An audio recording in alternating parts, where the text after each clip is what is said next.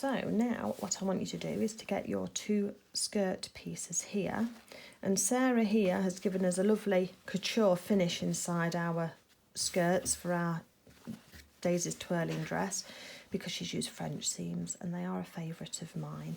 So they can seem a bit strange and a bit difficult to understand at first because it's counterintuitive, but go with it and we'll work on it together step by step and you'll see what I mean.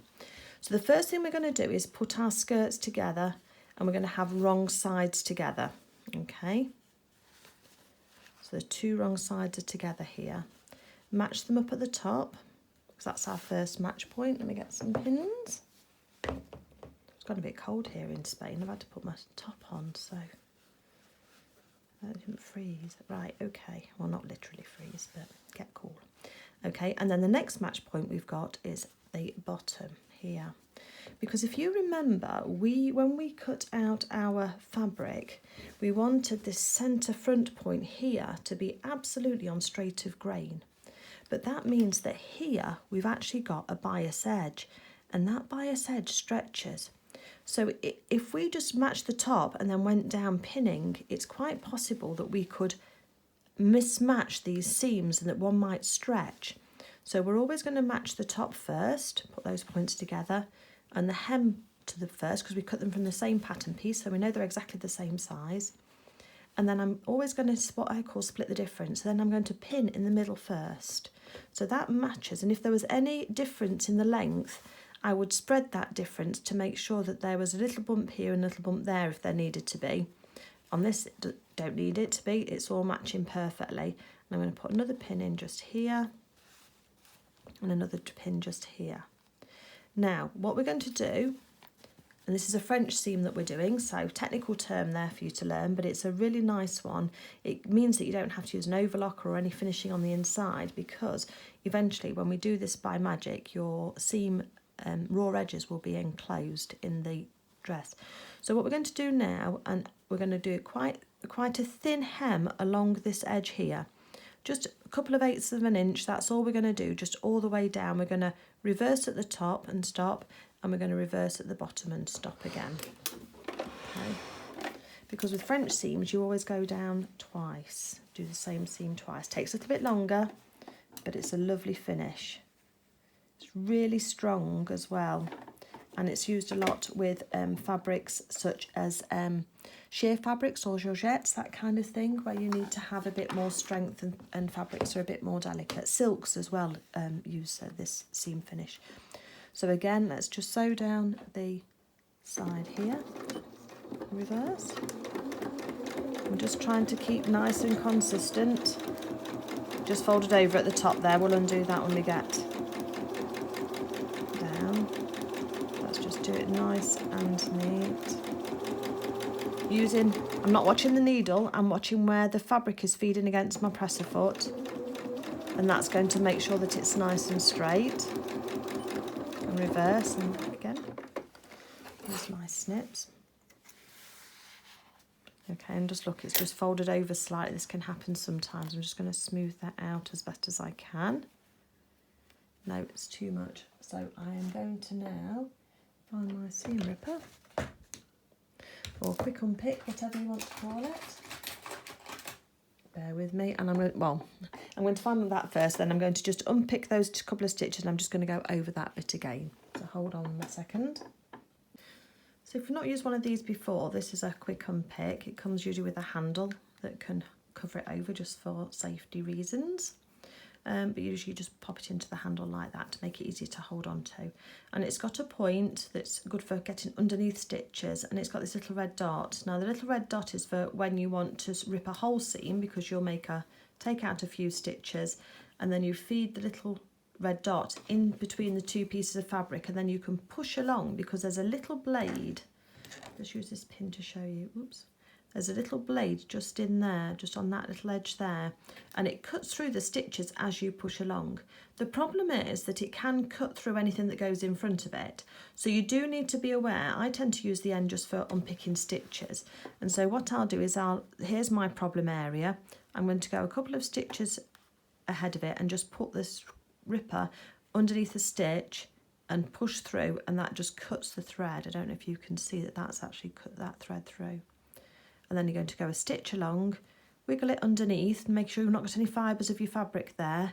And you can either pull on it and it should undo, or you can push on it and it will just cut through those threads. And we just move along, just taking one thread out at a time, and it just unpicks for us. They aren't very much money at all, these aren't. Now it's going to be a little bit tricky at the end here, so we can just push against those threads just to undo those. And what happened was, as I started, my fabric just got caught underneath the presser foot, and it happens. But I've got a trick now to show you how we can make sure that doesn't happen when we go down it. So I'm just undoing those stitches, taking that piece of thread out, because we've got two pieces of thread, so I need to make sure that it's all undone. And we need to keep an eye on how far back this is unravelled now. So that's just unravelled there. Because what I'm going to do now is I'm going to put my fabric into my machine the other way round, so that actually we're starting on this longer piece of fabric, and I'm going to join my fabric here and just go backwards and forwards there on exactly the same place as I was stitching, and come to the end here and then go backwards and forwards, and that will just join that back up again. Put my threads out the way, line this up, and I can see through the little gap in my presser foot where I need to be. So a couple of stitches forward, a couple of stitches back, off to the end, and then again just backwards and forwards. Much neater. So as I've said to people before, it's not about not going wrong or not ever going wrong, it's about how to put things right again when you have gone wrong. So there we are. Now what we're going to do now is we're going to just use some scissors. You can use a rotary cutter and a quilting rule if you want to, and we're just going to trim this edge down now. The reason why we can't do a really tiny hem to start off with is because the fibres will just get pulled into the machine bed through this bit here. So you have to have a little bit more than you would want, and then we trim it down afterwards. So try and just keep it nice and even. So if this was 2/8 of an inch, I'm taking this down to 1/8 of an inch. So pretty much a really nice fine little hem on there. And if we just left it as it was, these fibres would just pull straight through. Put those bits in the egg bin. But what we're going to do now is I want you to take this to the sewing machine. I want you to press it flat first, like that, just closed as it is, just to set those stitches. Then I want you to open this up, and I want you to press that seam open so that it's open on the stitches, and then press it over to one side like that. Okay, so that you've got your seam allowance going to one side. Once you've done that, so start again because I don't want you to get confused or miss any bits. Press it flat first, just to set your stitches. Open it up and press your seam allowance to one side, but then iron on the other side so that you can see that that's completely open. And then after that, we're going to then press it back on itself, and because we've pressed it open with that seam allowance to one side, we want that edge there, that sewn edge there, to be absolutely on the edge. We don't want it to be off like this. You don't want it to be off like that. You want that line of stitching there to be absolutely in the middle of where you're sewing. Okay, let me go and press it and I'll bring it back and show you, and then you'll see what I'm talking about. So this is where we are now. So I've pressed that so that it's straight, and on the inside you can see that that seam allowance is just sitting there. So what we've got to make sure that we do now, you can feel it with your fingers, you can feel where the ridge of that seam allowance is. And so what we should do now is we go along now, because we've cut it down, the seam allowance on the inside down to half the width it was. If we go down now with the same seam allowance we were using before, we should miss the raw edges of that seam because we've already covered them in. So let's just put this out. So I'm going to put this on the edge now again, same mark on the edge of the edge of my skirt, get my words, and then start again. So start and then go back,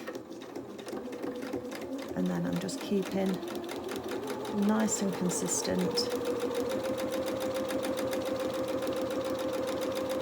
and I'm matching up my fabric going through the same place on my presser foot the whole time. Make sure it's lying flat.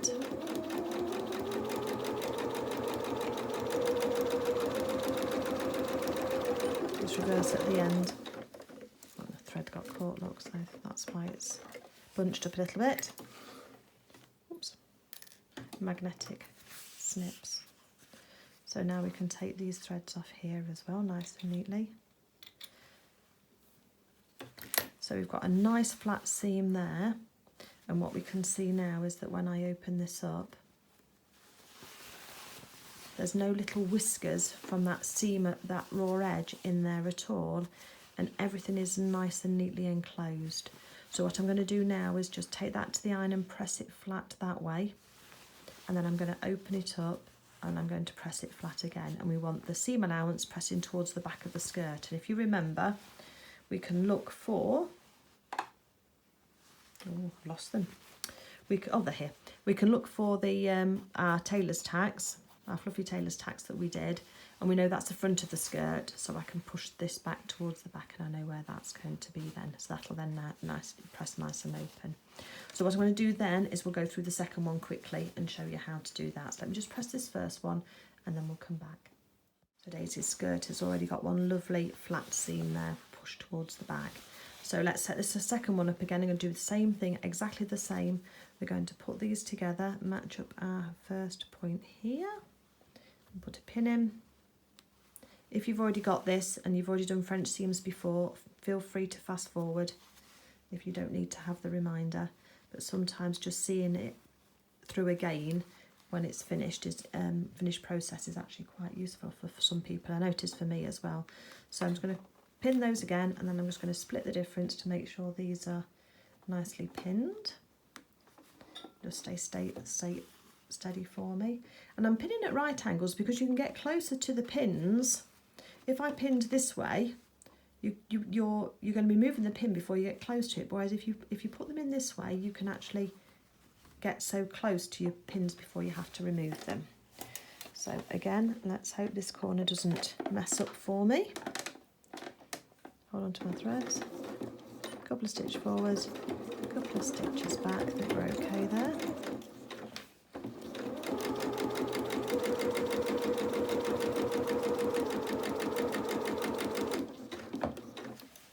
On straight edges it's not quite so bad. It's when you get to curves sometimes you have to keep your pins in right to the last minute. The end here, just a couple of stitches back just to hold that seam steady for us. Okay, and what I'm going to do now is trim it off with my scissors to about half the width that it was.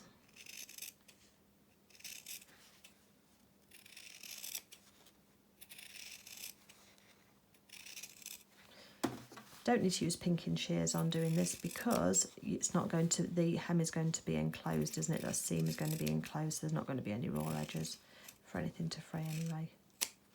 That's that off through. So that's, if I just show you that, that's the width of the piece that I've taken off, and I've left that much still there. So now I'm going to go back to my ironing board and I'm going to press this flat first. Then I'm going to press the seam allowance to one side before flicking it back on itself, the two skirt pieces, and putting the right sides together with that stitching line right on the very edge, and then we're going to go down again. So let me just go and press this and I'll put it back. So now that that's all nice and pressed and the seam allowance is on the inside, oh, along with the thread, there we go. Then we're just going to line this up with our sewing machine again, line it up with the mark on the presser foot that we're using, hold on to our threads, couple of stitches forward, couple of stitches back,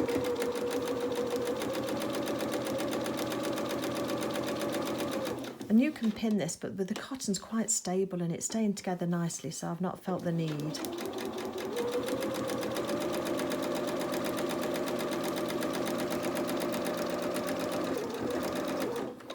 But if you did, then don't think that that's a failing. It's not. If you're more comfortable putting more pins in, you put those pins in. Okay, so a lovely, nice, neat seam there. And now I'm just going to press this flat again just to set those stitches, and then I'm going to open this skirt up, and then I'm going to then press it towards the back, which is this way. So I was just checking where my tailor's tacks are to remind me. I'll just move this back now. And then we've got a round skirt. What we're going to do then is we're going to do the same with the net, the dress net, because we need to fix that in the same way. And it's a nice neat finish. Dress net doesn't fray, but it just encases that raw edge, so it does make it look nice. So I will do the same again with the net, and just do the French seams on the net as well. So with our dress net, there is no right or wrong side to it, but just make sure you've got the pattern pieces lying straight on the right way and the curves are going the right way. Don't get it this way where you've got to cut, because you can still match it up that way, but your curves won't be right for the whole thing. I think that makes sense. Just making sure that the waist curve and the hem curve are lined up. So this just works exactly the same way, even though it's a wholey fabric. Don't worry about that. Just sew it as if it was all together.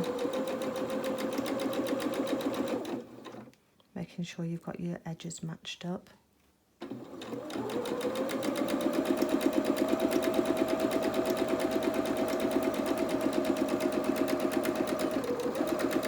And when you're doing your net, what I would also suggest is that you do each stage at the same time, because I don't know whether it'll make your head hurt or not, but it does mine sometimes. If I now set this seam and did this right and turned it around, did the second pass, my brain's then got to work out which way round this seam needs to be, whether it's right sides together or wrong sides together.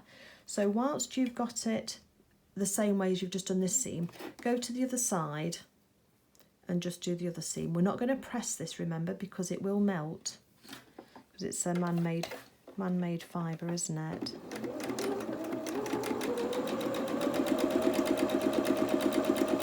And basically it's plastic, isn't it? It's a plastic mesh.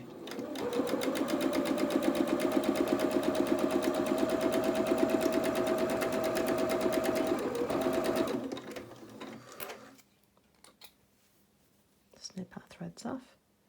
So then we're going to do the next stage, which is just to trim this down. Again, that's holding quite nice and neatly, just about halfway.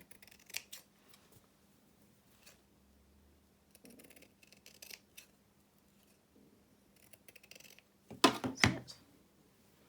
And then the other one at the same time. This just helps stop your head from hurting and having to work it round. And yes, I have made a French seam skirt before, where one seam has been on the inside and one seam has been on the outside, when you've got a fabric that you can't tell one side from the other.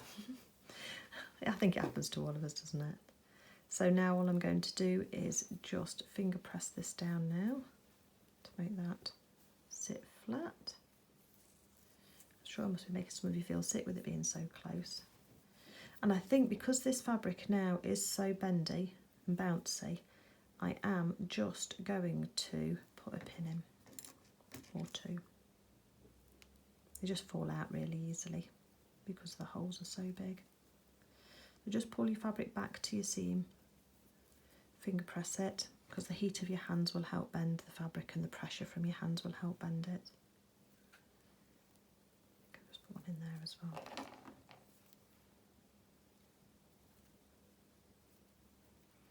It's all about getting a nice finish, isn't it? We're not wanting to make clothes that we're proud of and that people are going to look at and admire. We don't want them to think they're tatty. So again, we're just taking those extra minutes to enjoy what we do. There we go. And now I'm just going to then just sew. It doesn't matter whether you sew up from the waist or from the hem. Same seam allowance we had last time. Forward and back.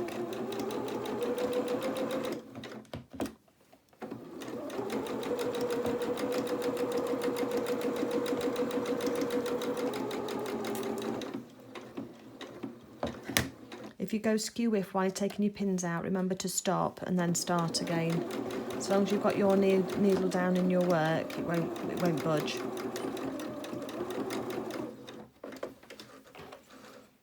That's that one done. All nice and neat. So there we go. Hopefully you can see that. And now I'm going to just do the other one. You can see how bendy it all is, this dress net. So again, I can just fold it on our work surface just to give us a nice edge to work with. Then we can put some pins in along the length.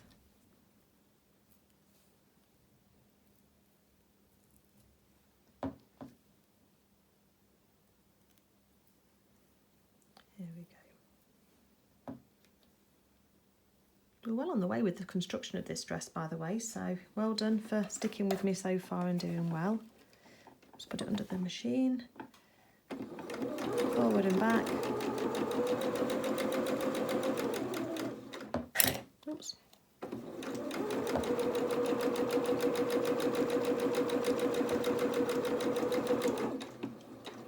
The bottom's just wanting to bend in slightly.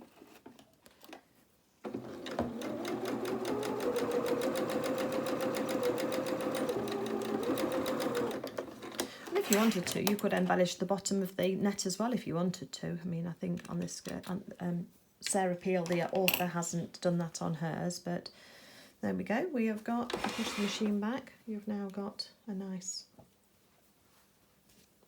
skirt here that's got 2 French seams. So the French seams here, when I put this together, I'll put those to the underside of the skirt so that the actual French seam is actually pushed, is going up against the underside of the skirt rather than having them on the inside. It's just the way I prefer to do it. I don't know how Sarah said in the book. A little bit of artistic license on my part. Okay, so the next thing we're going to do now is going to do some gathering around this edge here to gather this together to make our lovely skirt. So what we're going to do now is we're actually going to join these 2 pieces of skirt together and start and treat them as one going forward. So what I want you to do is determine where your seam is, and we're going to put these 2 pieces together at the waist edge with the French seams to the same side. Okay, so I've got my French seam on the inside of that one and that one, if you can see that, so they're together, and we're just going to pin that there.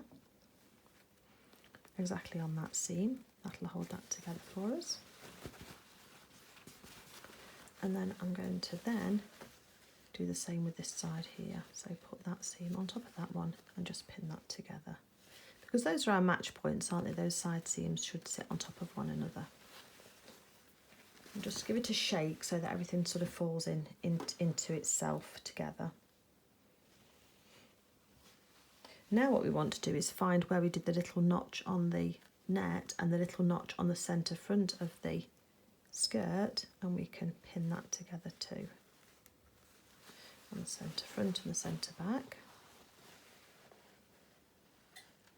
There's my little mark, little notch, and there's my other little notch, so I know that those are the match points. That's already matched when it was nice and easy to mark those. Put a pin in there as well. So then what we can do now is just go around and split the difference. So between these 2 quarter points, let's go right into that middle there and put a pin there. We're matching the raw edges here of the net and the skirt together. And again, just here, they should match perfectly. If they don't, your net will have a little bit of give in it. So just stretch your net to match the width that you need for your skirt.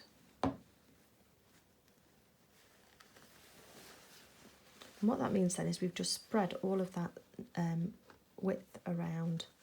There we are. Oh, I've got a loose thread. Look, let's get rid of that now before it gets stuck inside. Okay.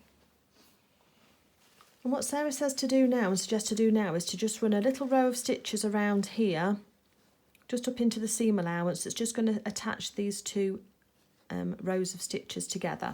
Rows of fabrics together. So let's do that. We're just going to do that on an ordinary needle and ordinary stitch size. It doesn't matter. I'm just going to start at one edge here. And I am going to sew from the inside. So I'm going to push the bulk of my skirt. No, I'm not going to do it this way. but I want to, oh, trying to get it round, sorry. I want to have the bulk of the skirt across to the left of my machine because that will be easier to work with.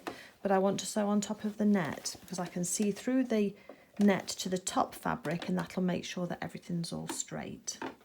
So no need to go forwards and backwards because we're not actually fixing anything together. We're just going to just run around with a row of stitches here.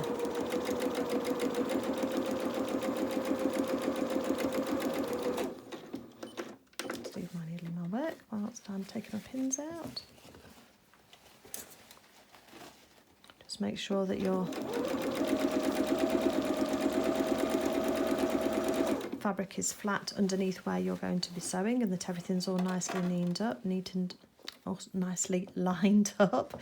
Oh gosh, where have my words gone?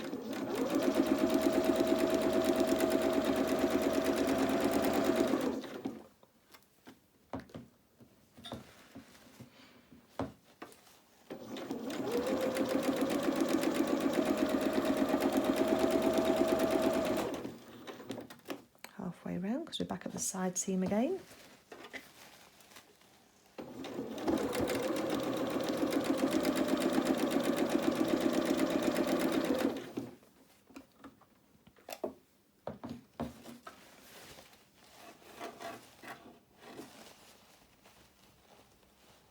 Just match those edges up as best as you can.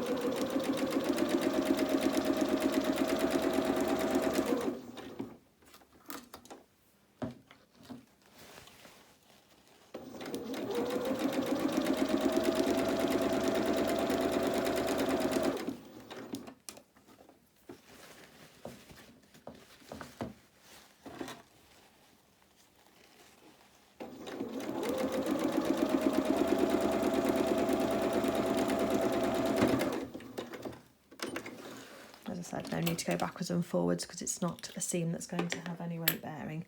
So from now on in, we're going to treat this skirt with our two layers, the net and the fabric, as one. So that's just going to be treated as one piece of fabric until we come to doing the embellishment on the bottom of the hem, which Sarah hasn't got us doing yet actually. I think she's got us making the skirt up together. So we'll keep on with that.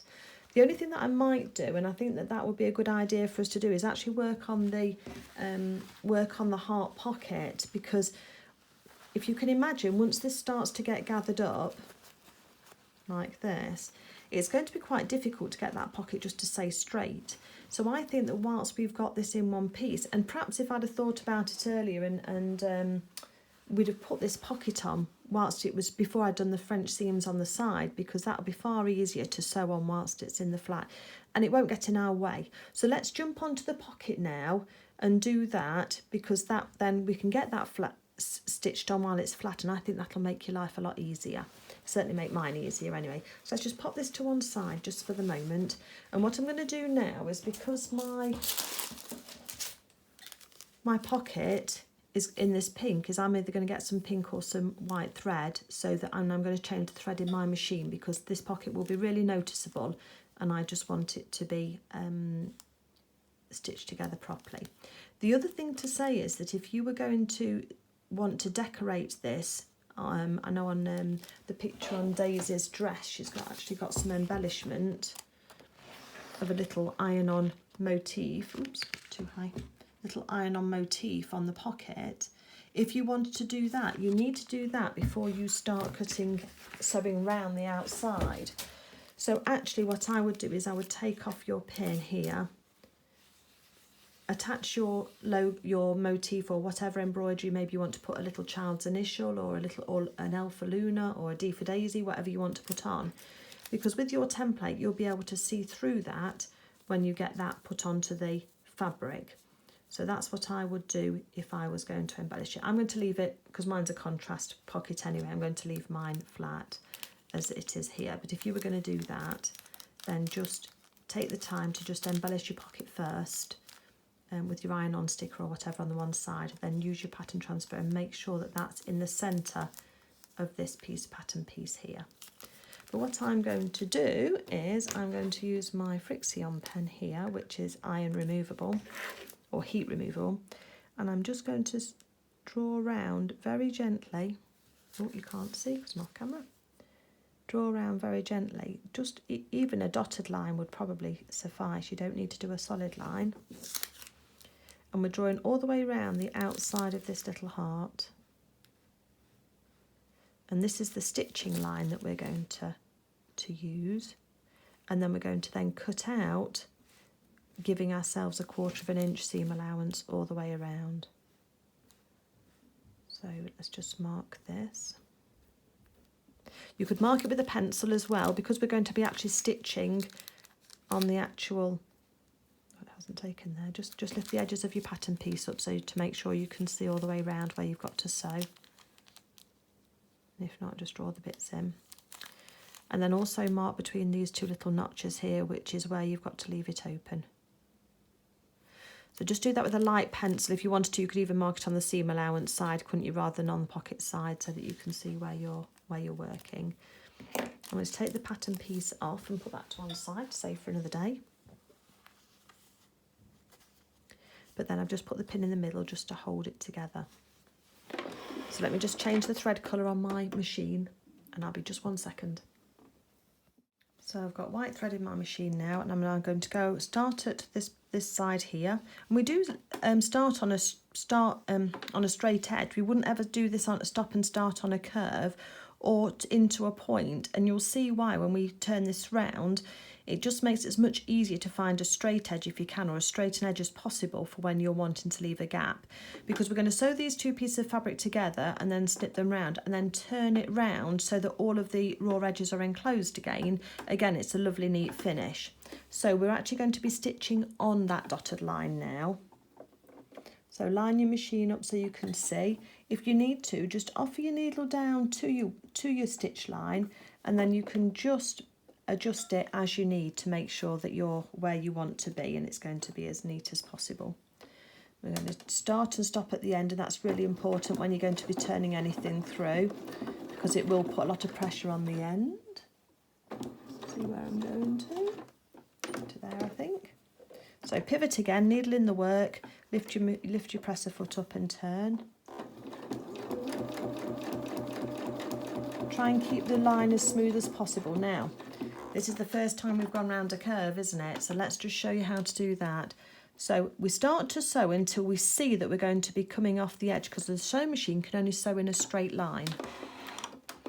And what we're going to do then is we're going to leave the needle in the work, lift up the presser foot and just literally turn it just a smidge, not much at all, not even a millimetre, and take another couple of stitches forward until we can see we're going off the edge. And we do the same thing, needle in the work, lift up the presser foot and just keep going round, and we'll just do either 2 or 3 stitches at a time, sometimes even 1 depending on the severity of the curve, but that will just give you a lovely rounded edge to your heart. So just keep going round, and if you can see, I'm only just minimally lifting it up just so that the release on the fabric, so I can just move the fabric and then just keep moving round. You don't have to lift it all the way up all the time. You can just do a little bit more. So it just seems like it's going off, or the curve is going a bit straight, and literally you might just be doing 1 or 2 stitches in place.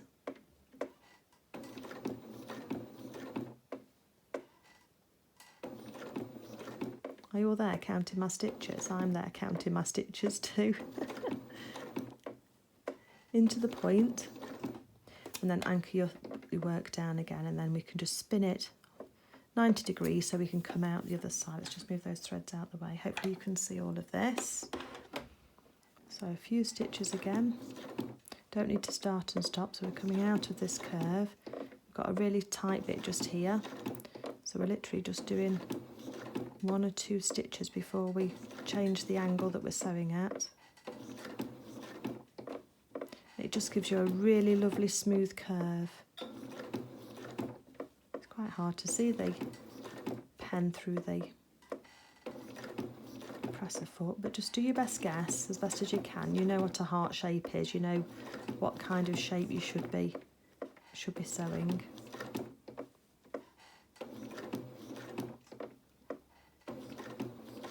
Sorry for the squeak of my foot pedal. I'm sure they all do it. We don't notice it when we're sewing ourselves, do we? But and then we're just going to sew down just to the other opening, and then we're going to reverse back. Okay, leave out of our work. Let's cut off those threads. Let me just show you what we've managed to do. So using that technique now, I think you should be able to see, I know it's a pale thread, but I've gone all the way around just on the edge here. There's not a straight line there anywhere, no jagged starts and stops. If you have, it is worth taking it out and going over it again. And then we've left this little bit open here so that we can turn our piece round. So the pin can come out of that now. And what I'm actually going to use is I'm going to use my trusty pinking shears. And if you've seen me making my Luna, you know that I do like my pinking shears, because what they do is they allow us to trim without it actually, and allows the curve without having to cut notches in, because we want to fold this corner here, this curve, in on itself, this edge here is longer than this edge here. So if we don't trim it, it's going to create ripples on the inside, and that's going to mean that it doesn't sit flat. So we want this pocket to sit nice and flat. So I'm not going to take off much at all where the gap is. I'm literally going to start here, and I'm going to go as close as I can, because there's going to be no pressure on this seam as well, because it's going to be top stitched afterwards. And I'm just going to go round into here. Now let's just be careful into this corner, because we don't want to, that's probably as close as I'm going to go down into that corner. And then let's just put that behind, and then just come out the other side and just sew round. We don't want to, because we don't want any of these stitches to pop, do we, as we turn it round.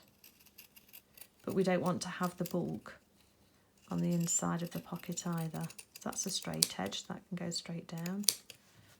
And then I'm just going to take just almost the edge off there. So I have left my seam allowance slightly bigger here where the gap is, because I want to be able to turn that round. So what we're going to do now is we're going to pull these sides. Oh, I'll tell you what to do first. We're going to just press it flat just to set those stitches. So just bear with me 1 second. Okay, just a quick wipe over with the iron, and that's just set those stitches. So what I'm going to do now is pull this apart, and oh, tell you what I will do before we do that, we're just going to take the end off the point here and just take a little bit out of that, because that will be a thick part for trying to turn it. Here I'm not so bothered about. The other thing we need to do as well, oh sorry, is we're going to clip into that centre part just here. So again, just so that you're either 1 or 2 stitches away, 1 or 2 threads away from your stitches, or a little bit more maybe. And that's just going to allow that to lie flat, just like we did on the bodice. So now we can open this up, pull the 2 sides apart is the way that I find it best to do, and then go to the furthest point, which is probably that curve there, and just poke your finger through, and that'll just put it in there for you to be able to pull through. Again, we can use our trusty knitting needle or crochet hook or chopstick or whatever you want. These little bits are so fiddly, aren't they? And we're just going to first of all just turn it round the right way with our fingers. I think I might use my seam gauge actually. Let's see, look. Because the seam gauge has got a pointy bit on for turning some corners out, but you have to be really careful because that will go through your fabric. So again, let's see if we can get some idea. So I'm going to use the rounded edge of this seam gauge just to help get some sense of shape. And I'm literally just butting it up against the seams. I'm not really running it round or doing anything at the moment with it. Let's just get the rough idea of the shape and get our bearings as to where we are first.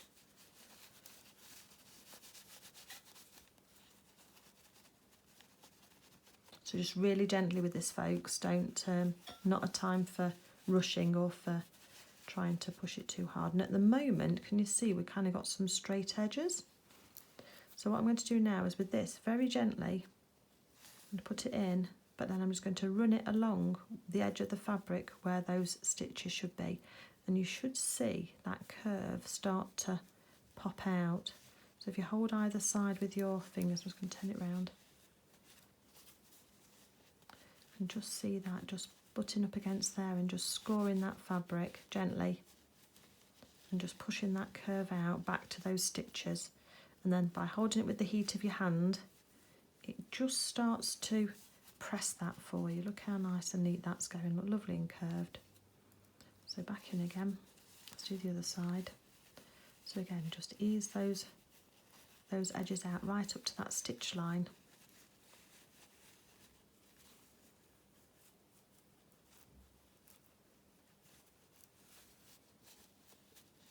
Just in the middle there, I just missed a bit just there, I think. Looking a bit flat.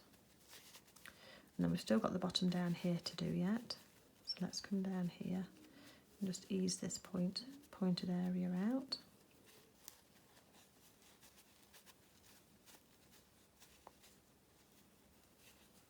It does just take a few moments, but it's worth doing. Just get our pin and just get down into that very bottom bit there so that we get the right shape done, because that's one of our match points if you remember with our tailor's tack.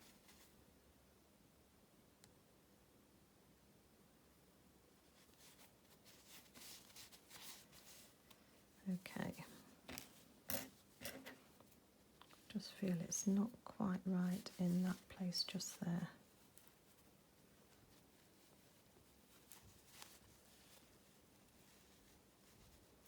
Okay, I'm a bit happier with that. Right, it's indented slightly, isn't it? There we go. Just hold your fingers on it and you can see the stitches, and that will just absolutely, the heat from your fingers just gives it a little bit of a press. And again down here, look, we're still indented slightly.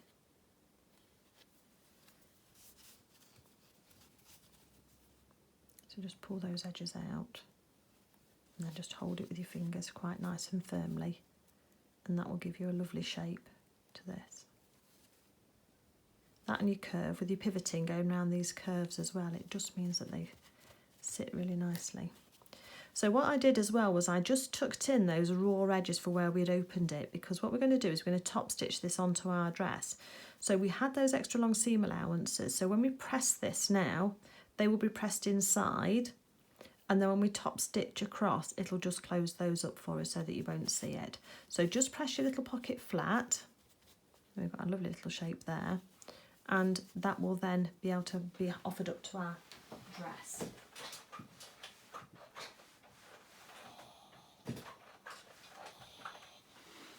So also just have a quick look at your heart, see which way round you prefer it. I think I prefer mine that way because there's a little bit of a pucker just there on that side, which we can hide with the turn round.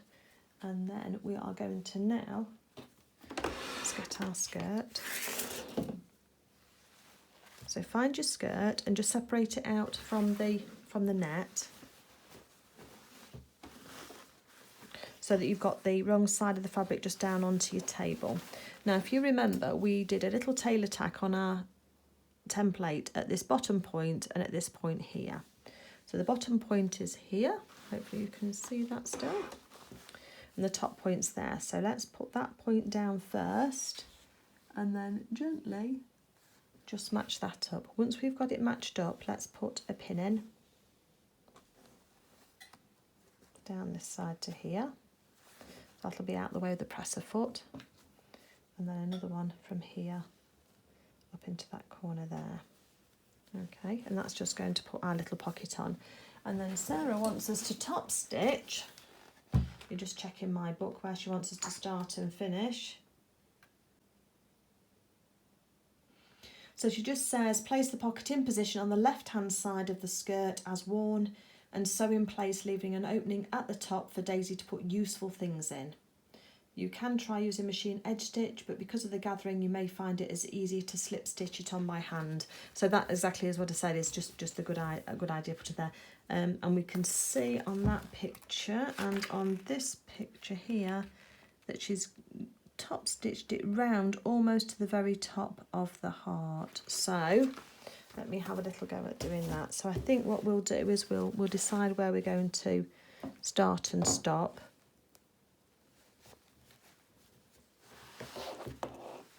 So if you can see, I've just got that pinned on with 2 pins, and then the tailor's tack is just at the top there, mark that point, and then the bottom of it is just on the tailor's tack there. And I'm going to start here, and then we want it to match, so I'm going to finish here. So that's just my reminder, that'll just give us that little bit there as an opening on the top.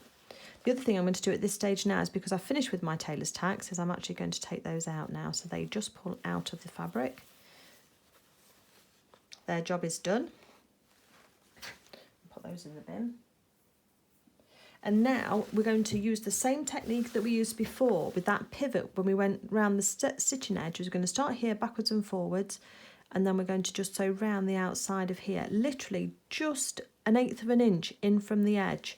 So again, really, really tight on. Take your time with this. Top stitching should always be done really, really slowly. I've never found a top stitched edge yet that was done quickly and looked nice, so it isn't a time for Speedy Gonzales, if anybody can remember him. The other thing that you can do as well is you can move your needle across as well, which helps as well, so the majority of your presser foot. So I'm going to do that. So I'm going to go back to my controls, and I can change the position of my presser foot to 6.5, which is right, move that needle right across. I can still see through the gap on my presser foot here. And again, if I hold on to my thread so it doesn't go straight up into my machine, I can also offer my machine needle down. Yep, I'm happy with that. I'm going to actually put that in my work before I take my pin out, which is my starting pin. Oh, there it is. So now I'm going to take a couple of stitches forward and back.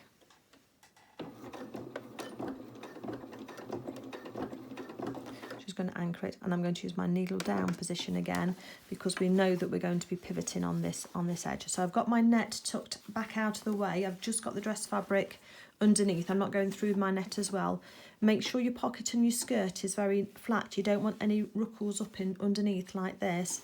Make sure that everything that's going under your presser foot is really flat, and then very carefully take a few stitches, and then let's just start to go around this edge, and we're trying to keep very, very close to the edge of this pocket without going over the edge. So let's just make sure I move it round as you need to, coming up to the straight edge now. And we can just go straight down the straight edge. Still keep it nice and not too fast, because you're still wanting it to look nice and neat and consistent. And if we go too fast, we're only going to have to undo it again anyway. So right down to the end of the point if you can. Hold that thread out of the way. And then I'm just going to go across here this side now. Just make sure that your fabric's out the way and your net's out the way.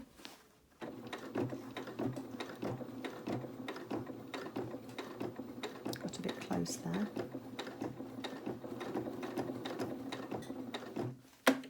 Just start to twist round.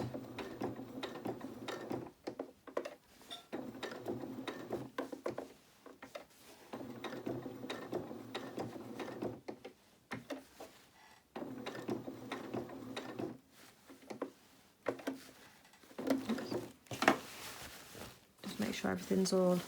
Take a moment if you need to breathe, and do remember to breathe while you're top stitching.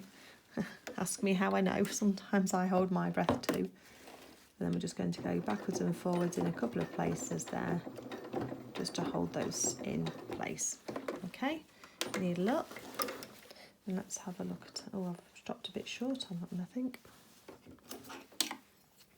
We'll have a look when it's out and see what we think. We can always do a few more stitches. Just take our threads off the back too, and then our pins out. Just move the machine back. Let's have a little look, see how this is looking. So actually that looks really nice. Just got a little mark where the pin is. So we've got, it just opens on the top, so you can put a little carrot in there or a little treat in there, just a little tailor's tack thread on there. So that's looking all lovely. So I'm just going to take this down, press it, but as you can see, I've got quite close to the edge there. A little bit off, maybe one more stitch I could have done in the corner down there, but it is difficult to see. Just do your best.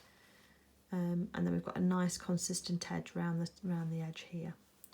Okay, so let me just go and give this a quick press, and then we'll come back and we'll carry on with the skirt. So actually, I'm quite pleased that we've changed the, I'm just going to change the position of my needle bag. I'm very pleased that we've changed our thread, because I wanted to use a contrasting colour for the gathering stitches anyway. So that's what we're going to do next. We need to do some gathering stitches around the waistline of this skirt so that we can bunch it all up together. And the way that we do that is we are going to use a contrast thread, so we know which is our gathering stitches. We're going to loosen off the tension on our machine. So here I'm just going to take that down to number 2 on my machine, and I'm also going to here increase my stitch length up to 4. On adult clothing I would take it up to 5, but on this machine I'm going to take it up to 4 because it's a smaller garment. Right, so then what I'm going to do, sorry for making you feel a bit sick if you get motion sickness, I do that sometimes, is I'm going to do my first row, I'm going to do 2 rows going round for the gathering stitches. I'm not going to start and stop and go backwards, I'm just going to start and go round, and I'm just going to be a hair's breadth away from this line here that we put down as our basting stitches. Once I've done that, I'm then going to go round again and do a second stitch with about 1/2 centimetre between them, because we want all of these gathers to lie nicely and neatly. And if we do 2 rows of stitches, some people even do 3 rows of stitches, but if we do 2 rows of stitches, that should be enough for this garment, then it will make it all lie flat. Let me show you. So what we're going to do is, I'm going to work again with the bulk of our skirt all across to the left. We're going to start at one side seam, have some reasonably long threads as well. This isn't a time for short threads on your machine. If you've got one of those ones that knots it off for you, you might need to just stop and just pull some of your threads out so that you've got something to work with. And then what I'm going to do is quite close to those original stitches, hopefully you can see, is I'm going to just go round now with doing these bigger loose stitches. So it goes quite quickly. Doesn't matter if you go over those other ones, because we know we've got this colour coded, so we know what we're doing. Needle down in your work while you just manipulate your piece, and then that will just, your piece of fabric, and that will help you find where you are.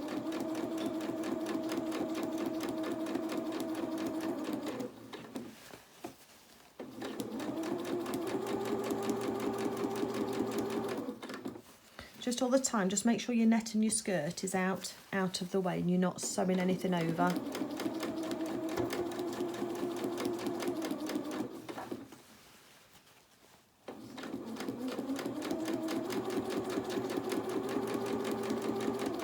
And this technique is the same as I would use if I was gathering puff sleeves on a little girl's dress, or if I was doing a shoulder cap on a garment. So anytime you have to gather, this is a good way of doing it. You do need to make sure that your thread isn't fragile. I know that on one of the forums I belong to, somebody was having problems with their gathering and their thread kept on breaking, and everybody was talking tension and whether they'd got it threaded right, their machine. And it turned out that her thread was old, and that that's what was happening. It had perished slightly, and so there was no strength in the thread that she was using. So just give your thread a pull before you start to use it to make sure it's going to be strong enough. So there we've got 1 row of the white threads going round, keeping your tails out of the way. Let's go round again and give ourselves about 1/2 centimetre, probably about 1 centimetre difference between the two. So I can use the edge of my presser foot just to give me a guide to work around.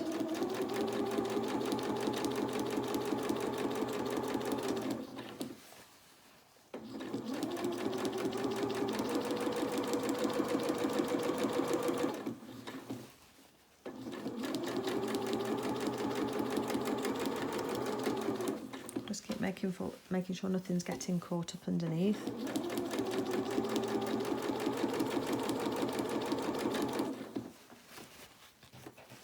Just keep manoeuvring your fabric around.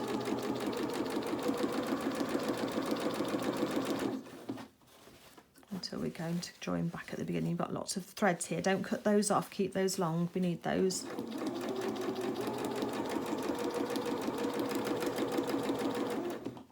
Right, don't go over your stitches where you were starting and stopping either. Take your needle out and just give yourself a nice little bit to work with. I'll just move the machine out of the way for the moment, because what we're going to do now is we've got these 2 rows of stitches, and hopefully you can see that here and here. And we're going to start at this end here, and I usually work with the top thread because I think it slides better. So out of all of your bundle of threads you've got here, identify the 2 top threads for the run of stitches going this way. And what we're going to do is hold on to those, and if you hold on to them in your hand and then you smooth your put some tension on your fabric, it should start to slide along those stitches.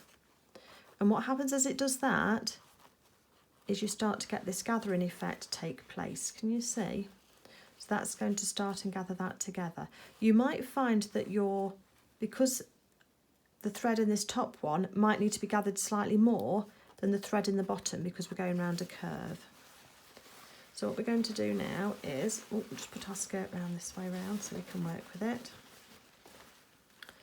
And pulling on our threads again, as I said, we're just going to just gently edge those. If anybody's had curtains, net curtains, where you have to pull on the threads to gather it up, it's exactly the same procedure as that.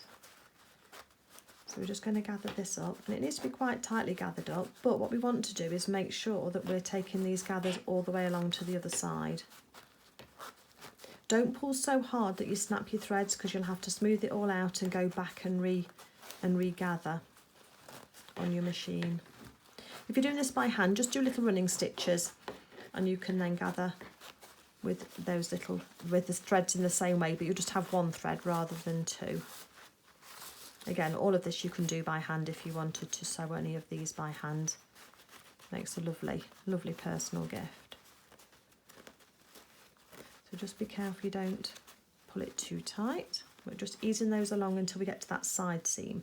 Because when we get to this side seam here, what I want you to do is flip it over, and I want to identify the 2 top threads from this side of the stitches, which are these 2 here for me. Hold on to those next, and then gather those towards that same side. So we're going towards the other side stitch, side seam, aren't we? It's almost like a circle skirt, isn't it, almost, but with gathers in it. Lots of lovely fullness.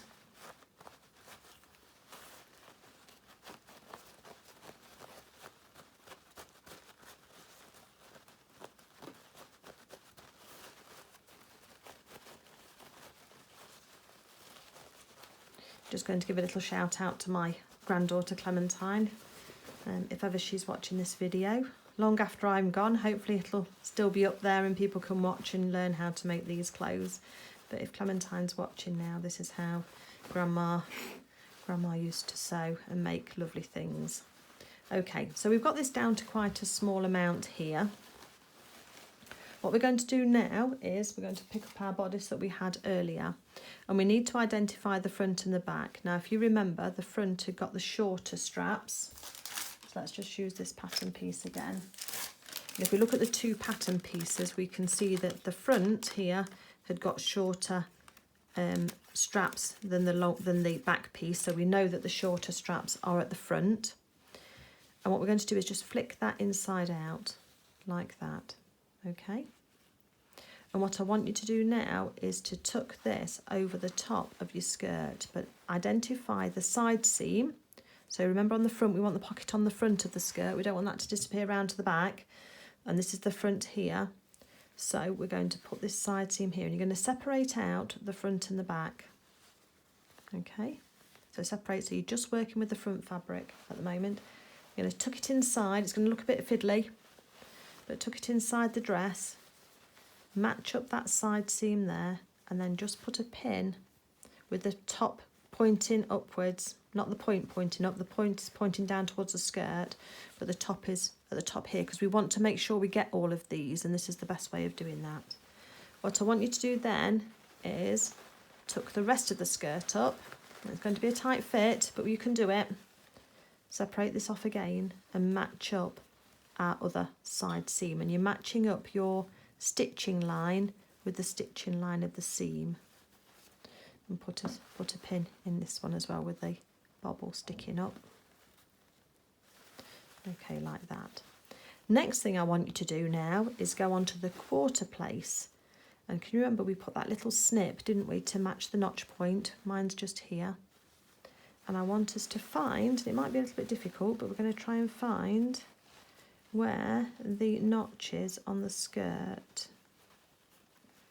We should be able to find it at some point. We probably should have put a pin there before we started gathering it. That would have been a good idea, Claire. But we know there is a little snip somewhere. Talk amongst yourselves while I just find my little snip mark. Ah, there it is, found it. Right, okay, didn't take too long. And then what we're going to do now is we're going to match up the snip in the skirt with the snip in the bodice. And again, we're going to put a pin in. Let's put a nice bright one in, that's an orange one. And put that in and going down towards the front. And again, you've guessed it, onto the back. See if it's a bit easier for me to find this time. It was easier to find the snip in the net actually, which is surprising.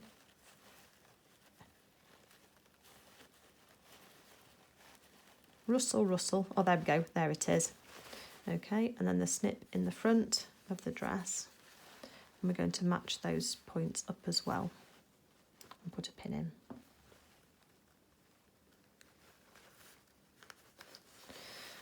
So this lining here can just get folded down and out of the way, because we don't need to use that at the moment. And all of our skirt is contained in here. The problem is that the skirt is still too big for this edge here. So you've got to just find your threads again where we started from, our long threads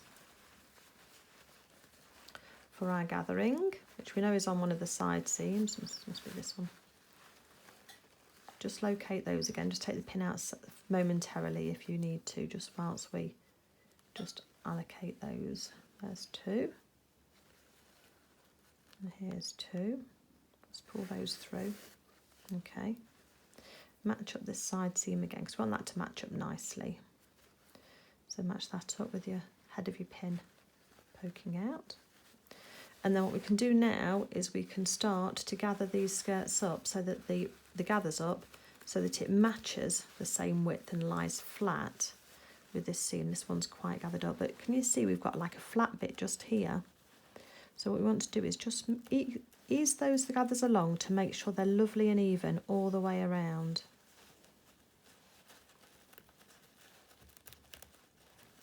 Just takes a little bit of fiddling with, if you like, but it's, well, again, another thing that's well worth the time, just to get it nice and straight and put a pin in. When you're happy with the section, put a pin in. And again, if you notice, I'm doing the middle between the quarter first, and then I'm going to put another pin in. Just make sure your bodice fabric is lying flat.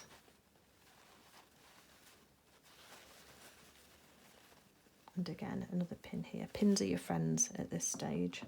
If you're working with little children, you can also use wonder clips. I don't know if anybody's used these before.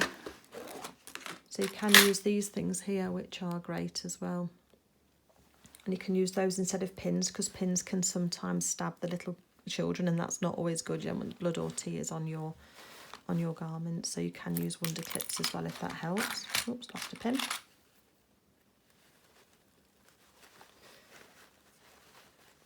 And if you do the seams furthest away from where you were gathering first, that will help you when you're setting this through. Right.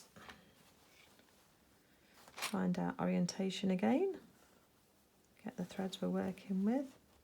Yes, it's that one. This one needs to be pulled a bit tighter. So just pull on your threads and you'll just ease those gathers along until you get to whereabouts you think. So the two pieces of fabric about the same. Then you can start to just ease them and straighten the gathers up. So I'm happy with that section. Let's put a pin in there, hold that together.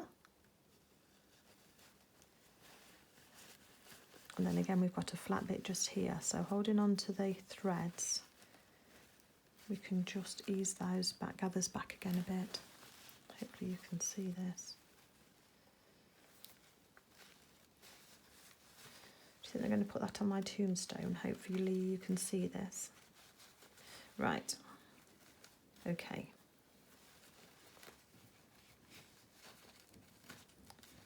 So I'm just easing that out just to make sure there's no flat bit on that side seam. And another pin.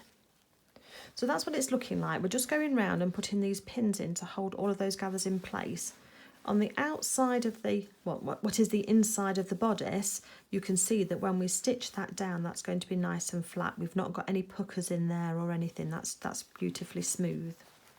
So once we've done the one side, you guessed it, we're going to move over and we're going to start and work on the other. So let's have a look. That's not far off, but it just needs a little bit tightening up. Of those gathers moving along.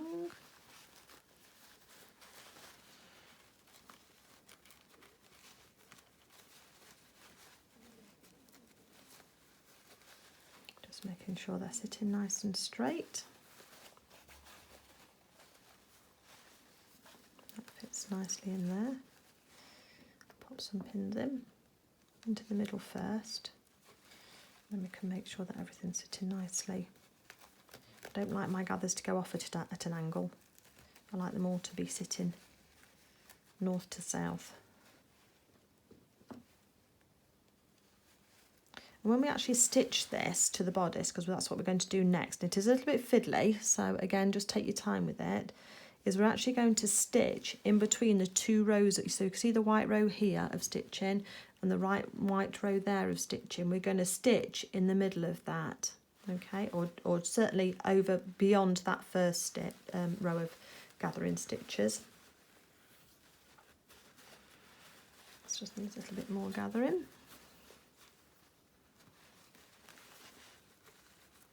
And just ease it back to make it nice and neat. And you're trying to make sure you've got no flat spots in your gathers. Like, see, like here I've got a flat spot of gathers, and here it's all bunched up. So just hold on to your long threads for that side.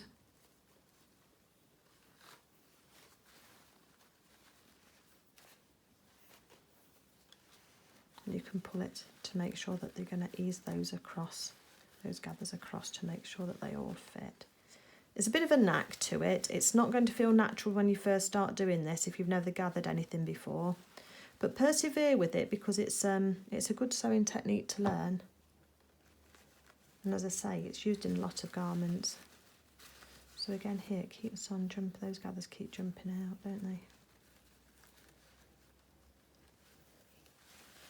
So let's just ease those along a little bit to give us a little bit to work with. Another pin. And then again, and just down here, we want this to be gathered up as well so that it's nice and even all the way around.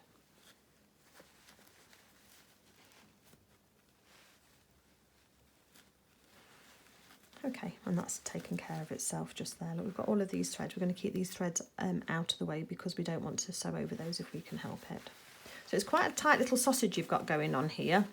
So just be careful, and just be careful, gentle with yourself. Just make sure that you're aware that you've not got any puckers on the outside.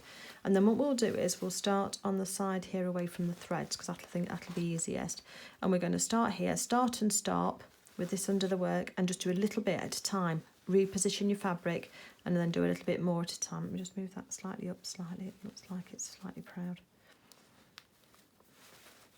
Can you see it's just gone off the fabric? Let's match that up as best as we can. There we go. Okay, and that's what we're going to do. So we're going to take our stitch length back down to 2.2, and I'm going to adjust my tension back to 4.5, 5, which is where it was, because this is proper stitching we want to be doing now. Just put those clips out the way. I have still got white thread in my machine. That doesn't concern me particularly, as long as you can. No, it does concern me actually, because we're going to use the colour-coded threads to help you when you need to know which ones to remove and which ones not. So put this white thread out the way.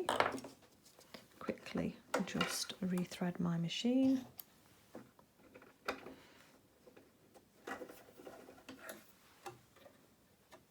done this a few times in my life, I can tell you that much. And then get my bobbin.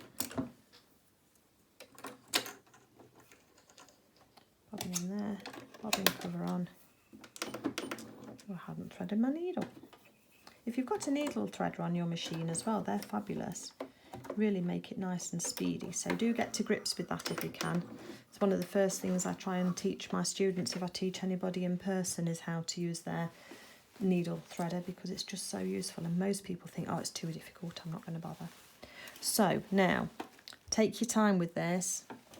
Position your machine, your thread, your piece of work on the skirt underneath. There's lots of pins, so just be careful. Just remember you're trying to sew in the middle of the 2 white lines. If there's any pins straight away, take those out before you start. We know the fabric underneath should be flat, and then we're just going to control these gathers on the top. So forward and back to start. And then we're trying to keep it nice and even as we're going through. So take out the pin as you come to it, and just gently roll your fabric towards you. Just do an inch at a time. Take out your next pin and just roll your fabric gently towards you. And as you go, that'll keep it as flat as possible against the bed of your machine. It isn't a time to try and rush this, because you'll only end up with a seam ripper anyway. So you might as well take your time first time round. Keep the other side out the way. Pin out and adjust. And just make sure that this bodice here isn't just folding back up over where you're wanting to sew. We want it nice and flat underneath there, because we can't actually see what's happening at the moment with all of that. Now if you can reach a flat bit, just lift your needle up, just ease your gathers out a bit so that we don't have any flat areas.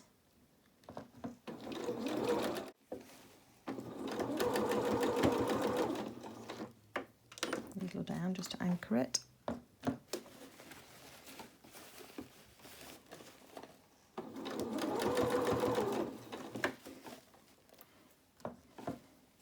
We're nearly back to where we started now. I can see the dark thread there. Take that piece out.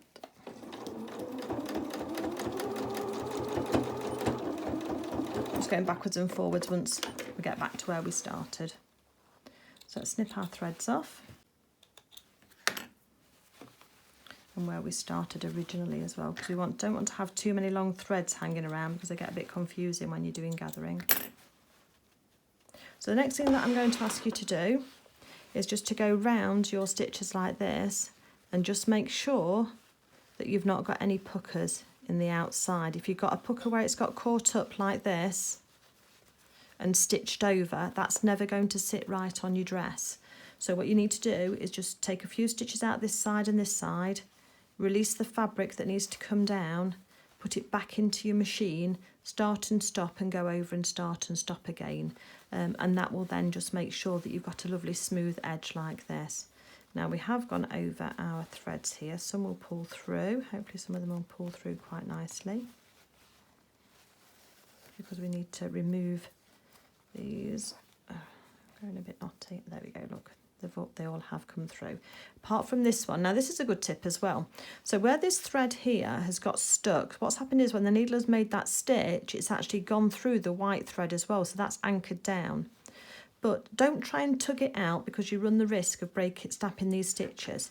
Use your scissors and just cut the thread off quite close to where the stitches are, and remove that one, because then when you pull this other white thread now, it'll just pull straight away.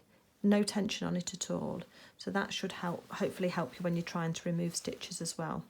The next thing that we're going to do now, and there's a case to say that you don't need to remove the stitches on this top bit here, is we're going to remove the other stitches. But before we do that, let's just have a quick little look and make sure that all of our gathers are quite nice and neat as well, and that they're all sitting nicely, that we've not missed any of the fabric. So I'm just turning this round and just keeping an eye on this seam here, and they're all sitting all nicely at the moment. We've still got this row of stitches here, but we're going to take that out in a second. Don't want to leave that in. We're not doing any smocking today, are we? So just bear with me and I'll just show you how we pull these threads out. Okay, so now that we've checked that these are all lying nice and straight, and this is what I mean by the extra line of gathers around here does just mean that it holds those lines of gathers straight. We might have a couple of places where they're not quite straight and they're going off, but in the main, all of those gathers are all just running north to south against the edge of the bodice there. So in order to remove these lines of stitching, what we need to do now is we go back to our long pieces of thread. We find the very longest ones because they'll be the ones that we pulled. Just before we do that, just take your quick unpick. Just find the opposite seam inside to where you were, and just on the top here, just break through just your stitch there. Just so you're just going through, I don't want to go through the net, just go through the stitch. And if you are able to get round to the other side, just go through the stitch that way as well. And under here, because that'll mean is we can undo half at a time. So all I've done is cut through the threads at that stage. So if you find the long threads here again, and we isolate one of them, just work out which way round it was going round the bodice, and then just pull on it. That should just pull straight out like that. Just like butter, wasn't it? Sticks to your hands though. And then now we should be able to, if we can isolate which thread that one was. Is it on the top there? It doesn't want to come away, does it? Oh, it wasn't that one, maybe it was the bottom one. It was the bottom one, I think. We can then just pull on that and the bottom thread comes straight away as well. So let's find another one. Another long one to find out which way. Let's just go the other way. Just pull on it again. Just ease it. All you're doing is just easing that thread along those stitches that you did, and you can pull them both out. You don't need to work it through at this time. And then we should have just one more on the other side of this, but that might be the one that we had to cut off short to get it through the stitches. Might have got caught.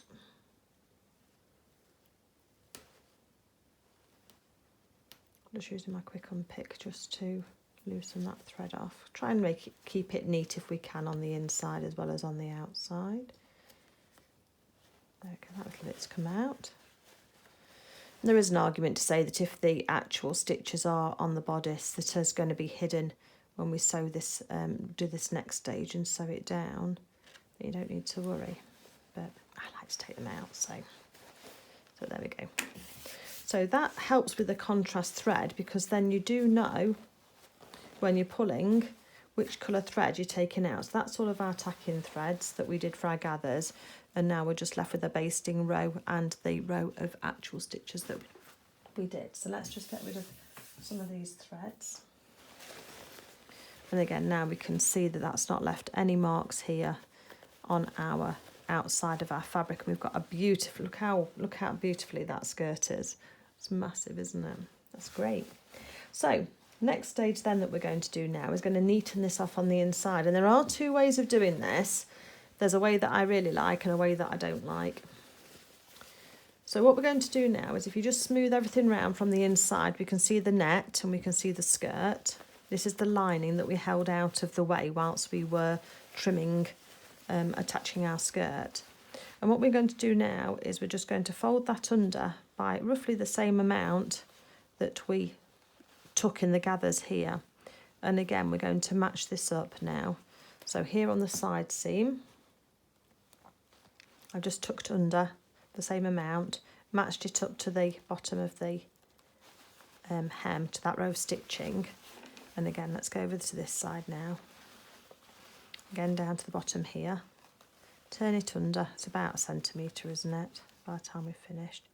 And match that up to the bodice. We're not wanting to pull it tighter than the outside fabric. Just carefully don't push it, because that's quite stiff now to put your pins through. And again, we've got this centre bit here. Trying to see where you can see. Just fold it over like that all the way around, and then we're just smoothing it down onto the front. So we're actually encasing those gathers between the lining and the bodice fabric. So this is what it's going to look like on the inside, because we're going to stitch this down to the row of stitching just there, so you don't see that row of stitching. And on the outside, it's just looking all lovely and flat. So again, just match this up here. It should match the same, because we've used the same seam allowances and it's the same pattern pieces that have been cut out.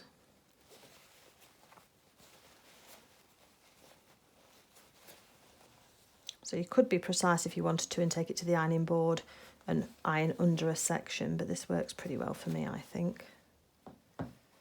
Again, it is a doll's clothes. And this, again, is the same technique I use on the inside of, I've just made a cashmerette Upton dress that I've got on my channel, that if you were interested in having a look to see how to make a dress like that. And this is how I've lined the inside of the bodice as well. So all of these skills are completely and utterly transferable onto adult clothing and children's clothing. So whilst people might dismiss what we're doing with these smaller versions, actually in a lot of cases they can be quite a lot fiddlier because they're just such a small scale. So again, just trying to keep the lines straight in order to match this up. Hopefully you can, I'm trying to see this as well if you can see. New camera angle. Try new things. Okay, we're nearly there now. Let's put one more in just here. So again, plenty of pins, they are your friend in this situation. And then just joining this back up to here again. And then we'll just make sure that that is nice and smooth on that row of that hem. And then we're just going to sew that down onto there as well. So the next stage some people would do now is they would take this to their sewing machine and they'd either sew through from this side all the way through and hope to catch on the back there, or they would put the pins, transfer the pins round from here to the other side, and then they would try and catch it down with their sewing machine from the other side. I'm going to, that's option one of neaten it down. But as you might have guessed, I don't like that way because I think it's really hit and miss. I think you either get a really jaggedy edge on this hem here, or worse of worse, you actually spoil the lovely clean look. If I just turn this round, the lovely clean look by adding a row of machine stitching onto here. So for me, I do take the time. I'm going to use a contrasting thread, and I do take the time to just slip stitch along here. So let's get our needle and thread ready. Don't want that contrast colour. Got a nice pink here. I wonder if that'll match. That's too dark. Let's use some of this off-white. Okay. Just get yourself your length of hand stitching thread or machine stitching thread. Thread your needle. I usually do it double as well. It does take a little bit more time, but it's stronger. Okay, make sure your lengths are right. Put your ends together. Then we're going to do a quick quilter's knot. If any of you have watched my other videos, you'll know this already, but I'll go through it for those that haven't. So we're just going to put the thread at right angles across to make a cross with our needle. We then anchor those ends down onto our needle with our hand, and then with the other we just do 1, 2, 3 wraps around the needle. Holding those wraps tight, we just then transfer our hand so that these finger and thumb are holding those wraps around the needle, and then we just then pull gently on that needle, on the thread and needle, until all of those, until we got right to the bottom. And what that gives us, if it doesn't keep flicking away, is a very nice, very little nice neat knot. So that's called a quilter's knot. And then what we do is just neaten off the edge just there to take those ends off. So all we're going to do now is we're going to use that stitching line of dark blue thread there as our guide. And I'm going to just go the other side of this pink lining here and just do a stitch and just tuck my knot up underneath with the back there. And just take a little bite of the fabric, a couple of stitches in place just to anchor that knot down.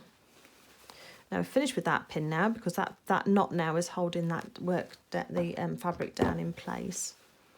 And then just as you go along, we are just going to do what's called a slip stitch. So we're just going to slip the needle along a bit underneath the fabric. Now I'm not going through all the way through to the other side. You don't want to see your stitches on the right side of your fabric here. So we're just taking it through like that, and then just make sure that it's pulling through nicely. And then again we're going to go in, so we're almost making like a little catch stitch at that point through the gathers, and then travel along behind your lining and come out about 1/8 of an inch or 2/8 of an inch further along. And if you do this nice and carefully, and you do have to practice at hand stitching, it is one of those things that might not come really neatly straight away, but you're just trying to catch the very edge. Just make sure if you've got any loops you pull them through. And again, let's go in just into those gathers again, and through the end, travel behind the back and through the edge of the lining, then just pull your needle through. Ooh. If you get any loops, just pull those through. And if you can see, there's a stitch there, and a stitch there. If you get these nice and even, you really can't tell that they're there. It's right on the edge. Just takes a few more minutes. But to be fair, it's quite a fiddly job to do in the machine. And I have tried to machine stitch it before. Just check as well to make sure that you've not got any stitches showing on the other side. I have tried to machine stitch these before this way, and I can't get a neat finish however I try. I've even tried, you know, tacking the lining slightly lower on the inside and then taking the tacking stitches out afterwards. But by the time I've done that and then machine sewn it and then tried to tidy it up, I might as well have just spun round and just done these little stitches around the outside here. So that would be my top tip for you. Just take the little bit of time extra. As I say, if you can see where your stitching line is, you know that those stitches are going to be hidden in the gathers anyway. So just pull it through, and you can just see those stitches just disappear very lovely into the lining.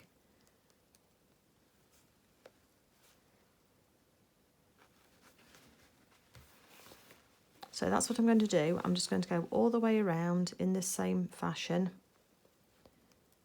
and just anchor that bodice lining down on the inside of the dress. And then we're on to the hem, folks. So get your laces ready, because we're going to need to decide what's going to go onto this dress next. And we'll also need to choose some fastenings, buttons or press studs for the shoulders as well. On garments this small, I don't try and do machine buttonholes. I just think that's a recipe for disaster. And being as it's one of the final things that you do when you are finishing off your dresses or your coats or whatever it is that you're making for Luna, I just think that machine buttonholes are just going to be potential for disaster. You may have mastered a way. If you have, you can tell me how to do it. I'm never too proud to learn something new.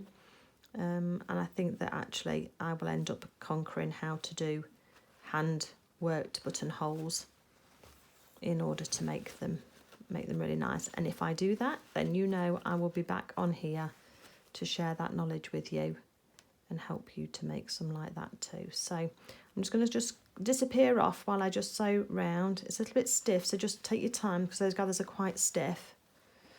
But hopefully you can see that that's a really nice, neat finish on the edge there of that dress. And as I say, if I turn it round the other way, you can't see any of those stitches showing through.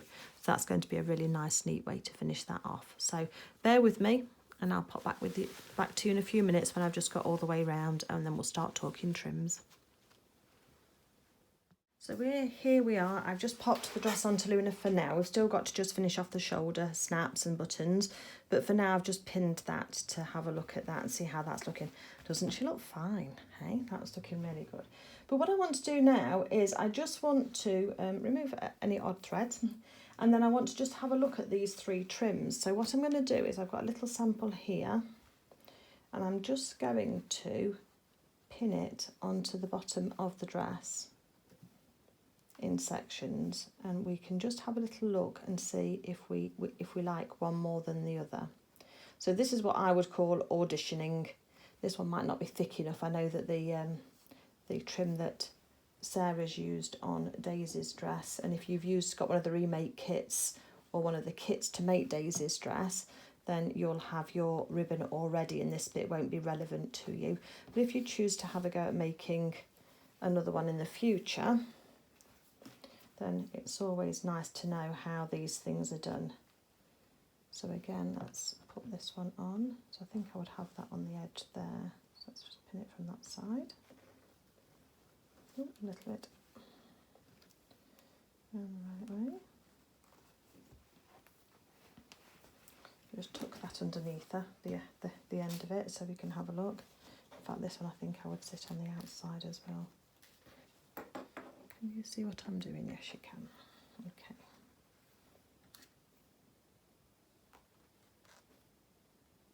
I think if I'd got some pink ribbon, I probably would have used pink actually, just to match the gingham of the pocket and the lining, but I haven't at the moment. So we're going to go with what I have got in stock. So that's two different options. And then the third option that I was going to use was this pom-pom, wasn't it? You find an end. Here we go.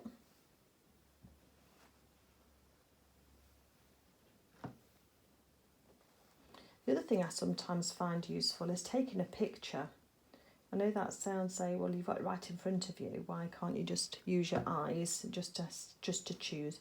But for some reason, same with dressmaking. Sometimes there are some situations where if you just have your phone with you and you just take a picture and then look at the picture, then you can, sometimes it just jumps out at you what the right course of action is. So what do we think? Can you see? No, you can't. Can you? Not quite. So a little look. So there we are. Those are the three options. I don't like the white. I think that's too stark. So I'm going to take that one off.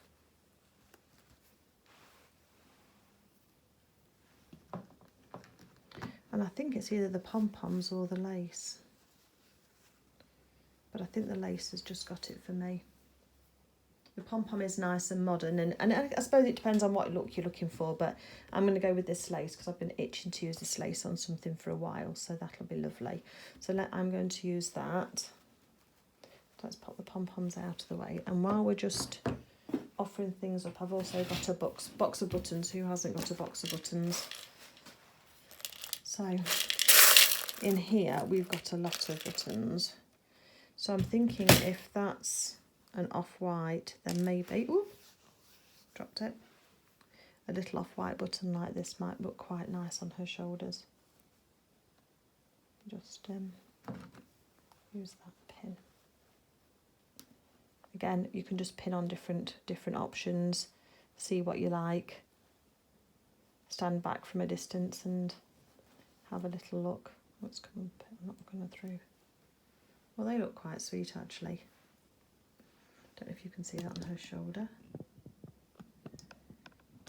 Hopefully that gives you some idea. See if I can find it. Oh, I've got them down here. Got quite a few of these buttons. Another one on that side. So just catch the light just a little bit. That one's got a little dint in it, so let's put that one back. Get another one. Yep, those are the ones that are going to go for me. So I'm going to have those two buttons on the shoulders. What I'm also going to do is I'm going to actually sew press studs underneath as well. So I'm going to sew a press stud underneath here. And then I'm just going to catch the button on over the top. Again, if you've got really small children that this is going to, and they're going to want to take it on and off, you've got to be careful of your fastenings as well to make sure that they're safe. We don't want any choking hazards, do we, for our precious ones? So yeah, so this is the ribbon I'm going to use on the bottom of that dress. I think that's going to look lovely. And then these are the two buttons that I am going to use, which will just look really sweet. And I think that what I'll do is I'll do a separate tutorial of how to make a little attachment for her hair. I did one for like this one. and that was for her to go with her ballet kit. But I think I'll show you how to make a little head accessory as well for her, so that you can put that on if you wanted to. Either that, or you could have it as a little bit of a corsage on her dress if you wished. Go down the front like that, decorate it.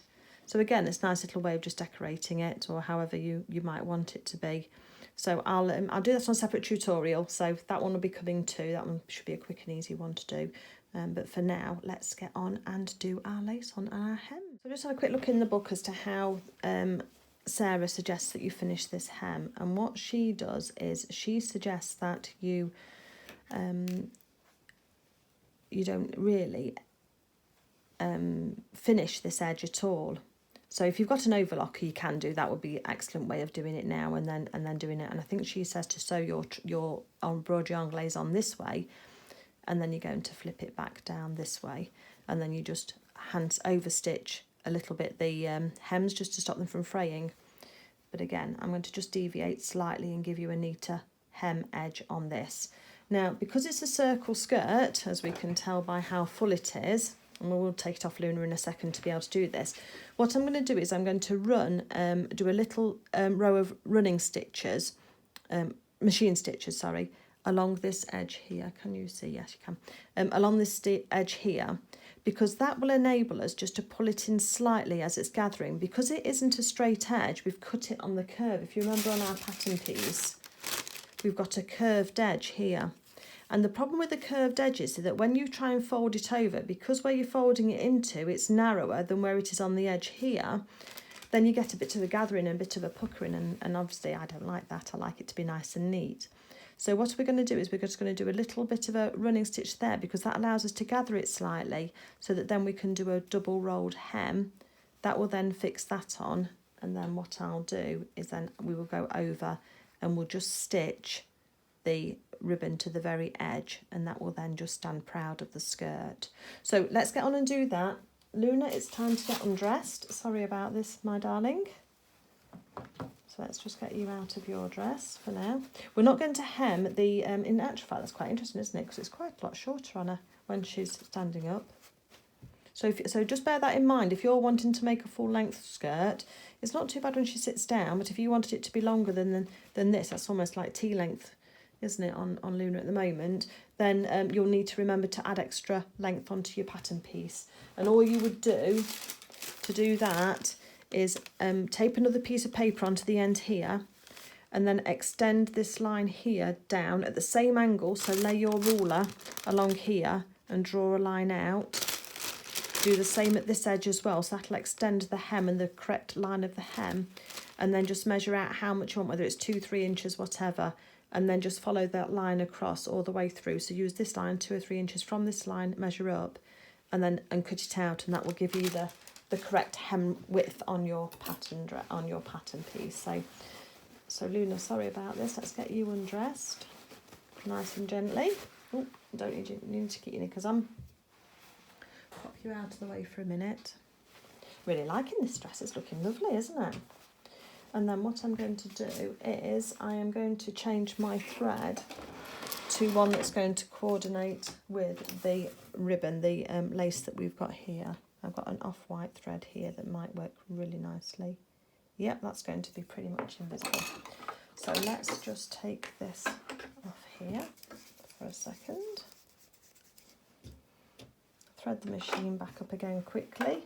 You have to get used to changing your threads quickly, don't you? Oh, not quickly, but you need to get used to not minding that you're having to change your threads. I'll say it doesn't take too long, does it?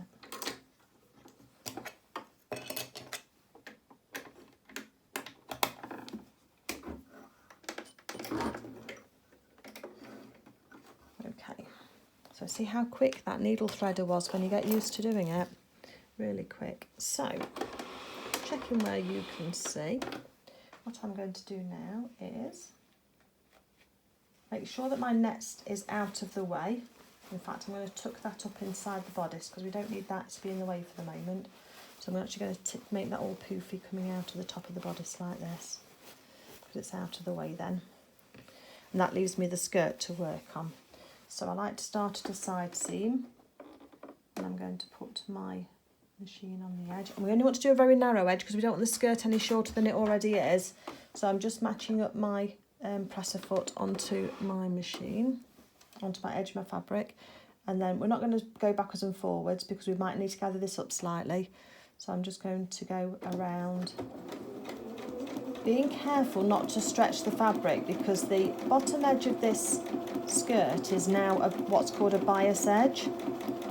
So if we're not careful, it could stretch. So just let the machine just pull the fabric through. Don't put any pressure on it. And I'm just guiding it through. It's a nice, gentle enough curve that we don't need to stop and pivot. Or I don't anyway, hopefully you don't either.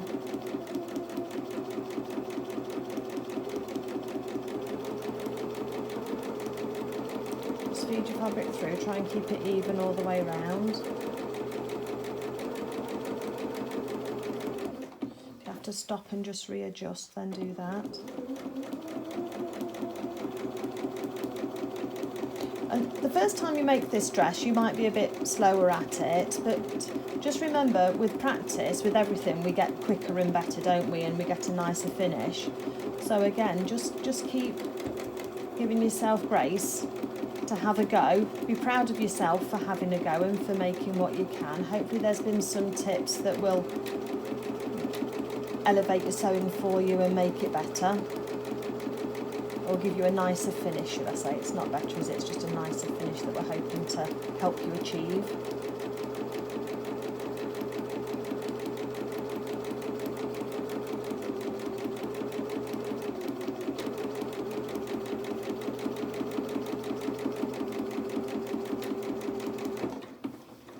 We're nearly there.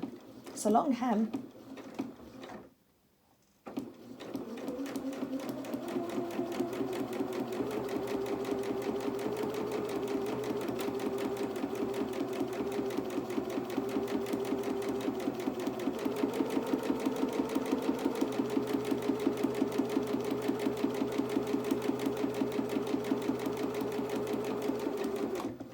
Go up to, but not past the stitches that you've already started. We're not having to go backwards and forwards with this.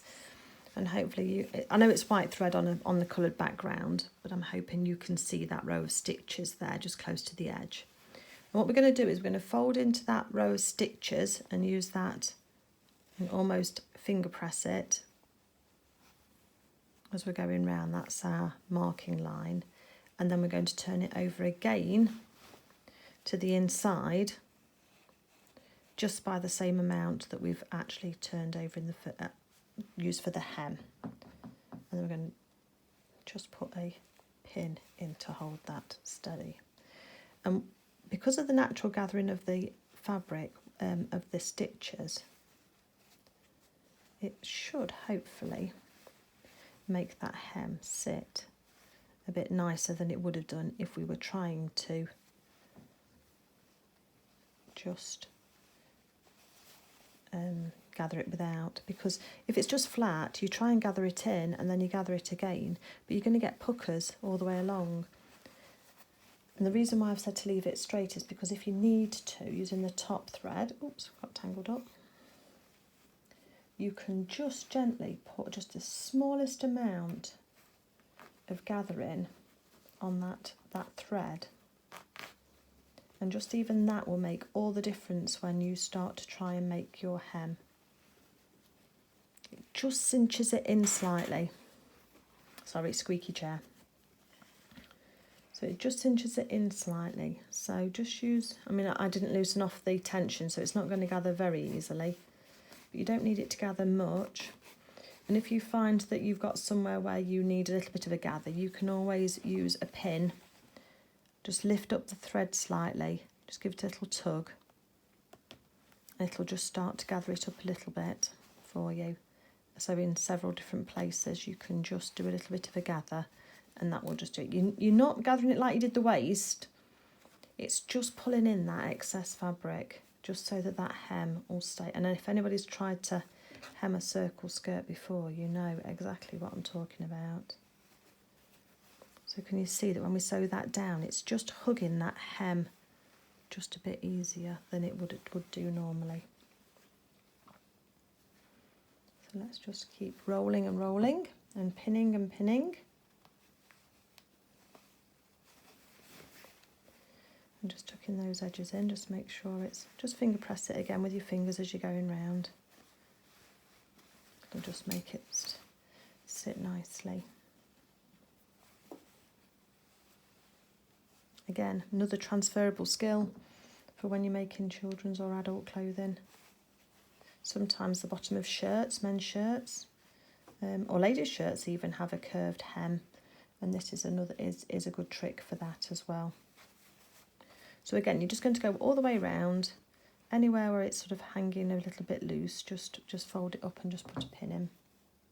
And then I am going to go around and machine sew this. You could hand sew it if you wanted to, but I am going to go around and machine sew this hem, because I want to get this video finished for you guys and get it up so you can start making your own daisy twirling dress for your Luna or your character.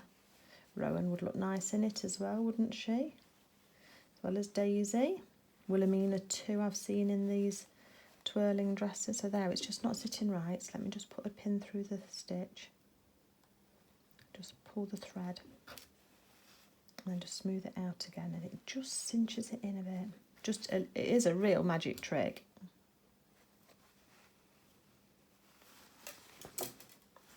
As you can see, that now is going to sit nicely so that when I hem it, there's not going to be any big steps or puckers in it. It's just going to sit nice and flat.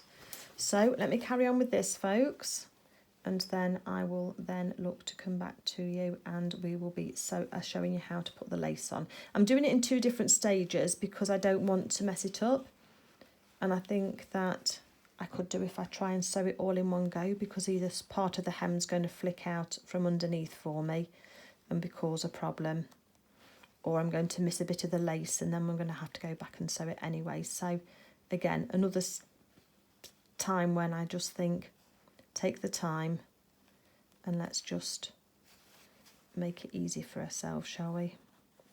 Nothing worse than going back over something you've already done. So that's what I'm going to do. Okay, and just keep pinning it round and adjusting that. And then once we've got all the way round, then we'll start to sew this.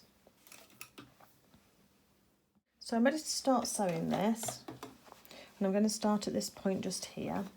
I'm sewing from the top because it's actually the top hem that I want to control. And what I'm going to do is I'm going to move my needle across to the left as far as it'll go, and on that it's stitch number 2 for me. So I'm just going to move that across because that gives me the maximum amount of control, because I can then use the marks on my presser foot to then help me with where I'm going. Let me just change the angle of the camera because I think it'll be easier if I change that. Hold on. So what I'm going to do now is put this needle down into my work. I'm starting on top of a seam, taking out my pin so that I've not got too much pressure bulk under, and then the edge of the stitches that I did was right on the edge. And I'm just doing a straight stitch here, and I'm just going to a couple of stitches, and it's just getting stuck on the length, so just gently just put a little bit of pressure and you will just start to move through. I'm just going to machine sew that just as it's going. Put your needle down just so anchor your work as you're going. When you get to your next pin, take it out. Now it should sit flat for you. If it starts to gather up underneath your sewing machine needle, you know that you've got a pucker in the hem somewhere. So just use those threads on the edge that we were talking about earlier, just to gather it up. Oops. Just use the thread on the edge of the hem just to gather it up so that you can just take out that excess fabric. It just cinches it in, as I said, and just lets it just lie flat for you.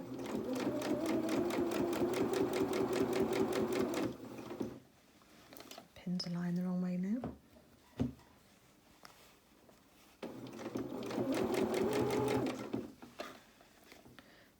Just use the edge of the pin as well if you need to, just to tuck that fabric under for yourself.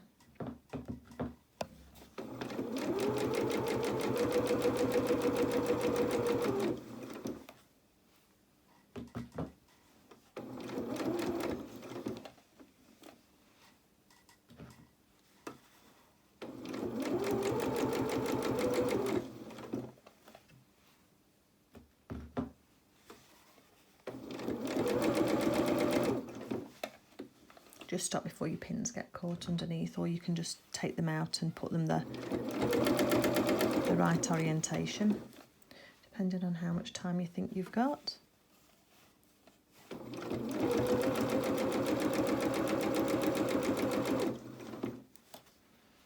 Just works so well doing it this way with that, even just doing the stitching just seems to cinch it in a little bit enough for you to be able to work with it. So let me finish the rest of this now, because I've got to just tuck under some other bits as I'm working.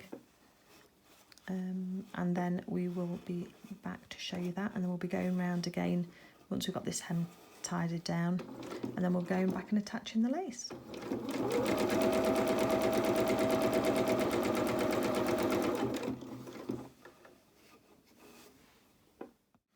So once you've gone all the way round with your hem here, what we're going to do now is to find our lace. I'm going to start at a side seam because we always try to do that. I'm going to decide which is the top and which is the bottom, so that's the top of our lace there. In actual fact, I want the other end because I want to be working towards me. So there's our lace there. And what I want to do is I want to snip this off so that we're starting on a whole piece of lace. Here's a side seam.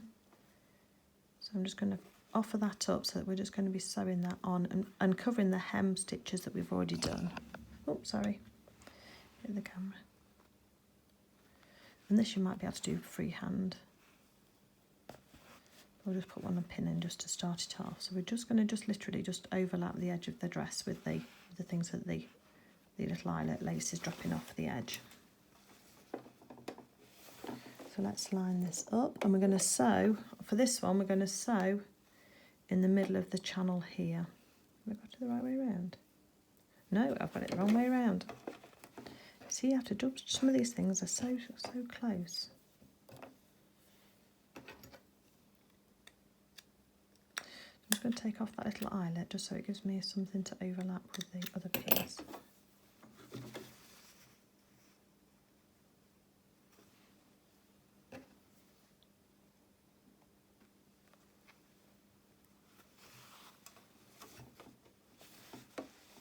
Put the machine needle down just on that bit just there. Take your time with this as well because you're going through several layers now, and it is going to just try and jump out. And also we're on the edge of the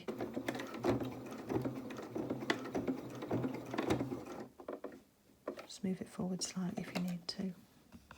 It's on the edge of the French seam, so it's quite stiff. There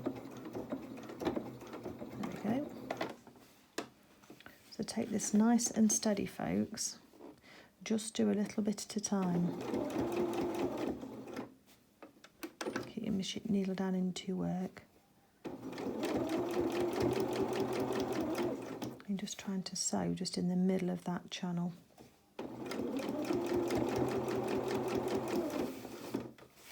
If you need to tack it first as well, then do tack it as well.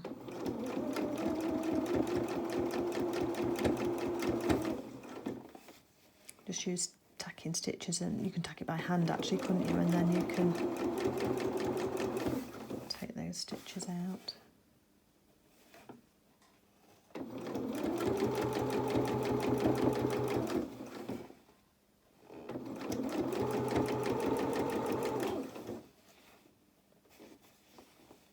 So I'm just lining the centre of this channel here up with the stitches that I've done.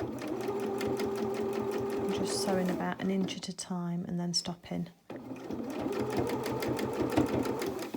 relining it up.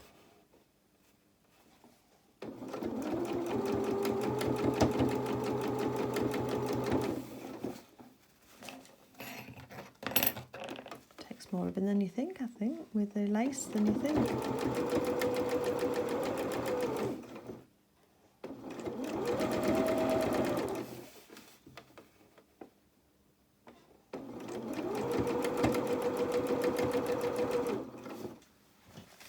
just spin over to here so we can see how that's sticking out really nicely. It's just giving a double edge on the hem, but that doesn't hurt at all. And that's just making that really lovely and neat all the way around. So I'm going to carry on doing that, and then we'll see what the next stage is. Just finished sewing the hem, and what I did was I kept it intact until I got to the end of it. And if you remember, I cut off that little eyelet. Well, on this bit, I managed to leave the eyelet on. So what I'll do is I'll just do a couple of stitches holding those two pieces of lace together, and that will then just neaten that bit off. I can't remember if I've put my needle thread down here, but I'll find it anyway. And that's what I'm just going to do, and that'll just make it almost like an invisible join. It doesn't always work like that. Sometimes you end up halfway through a motif and then just overlap them as best as you can and trim it back. But in this case, it's worked out perfectly. So that's you can just pull this bit, the underskirt, through. And that gives our beautiful dress. Got a few loose threads just to trim off. But then we're on to just sewing the press studs on the shoulders on here. And I'm just going to sew those onto there with the button on top, and then we'll be finished. So not long to go now, folks. The other thing that you can use on these edges, I've just sewn that together now. Where's it gone? Oh, it's that invisible. I can't even find it. Where's my side seam? Oh, here. Is Prim Fray Check. And what this is, it's a clear liquid. Just be careful because it will stain the clothes if it gets on where it shouldn't be. You just paint it onto the bit where you've trimmed, and it will just anchor down those threads. Let it dry, and need a little bit on. Just let it dry, and that will dry clear and hard, but it will just stop those threads from fraying. It's not a glue as such. It's got a loose thread on the back there. It's not a glue as such. It's just almost like a sealant. So it just stop those threads just from fraying if they were going to. So that was just a quick tip I thought of. So next thing I'm going to do is use some of these press studs. These are just, you can get these from all over. This size is 000, 5mm approximately. And I think these will just be the right size. These are the same size that I use for my lingerie straps on my dresses. I did a tutorial on that recently. And they just come in two parts. Oops, if you can see those. And then you sew one part onto here. And you sew the other part, oops, onto the other side here in the cup shape, and then they will just clip onto there, and that will just keep the shoulders intact. What I'm then going to do is just sew one of those decorative buttons on that I showed you on the top.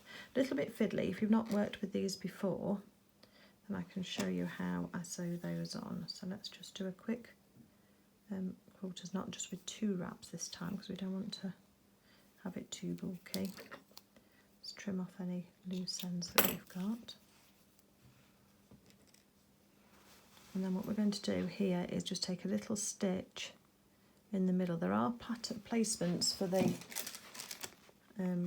snaps on the pattern pieces, but you can really just guesstimate it, to be fair. A couple of little stitches in the middle there just to anchor my thread down. Then I'm going to put the bottom piece on here. So you just hold it in place, and then if there's these little holes, just make sure your needle's small enough to go through that hole. So I have done that before. I used too thick a needle and it won't actually go through the hole.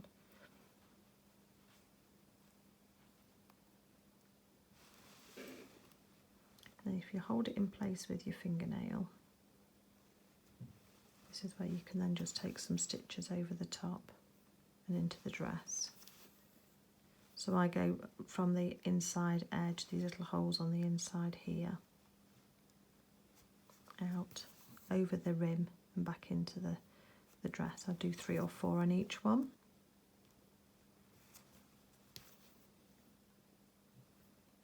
But then to pass through to the next area, what I'll do is I'll go through, because I am going through both, so it is neat enough, but because it's so small, you could use snaps as well if you've got like cam snaps. Just make sure that it's straight. moved across a bit. Okay, so hold it in place. Then you can go through the back and just come out to the edge of where you want your next one to sit. So you're travelling through on the lining. Then just do 3 or 4 more stitches. And then just as I finished off when we were hand sewing the bodice down, I'm going to hand sew. I'm going to finish off and travel, leave a long tail, but have it on the inside of the lining after I've just knotted it off, so that that will then keep that nice and neat.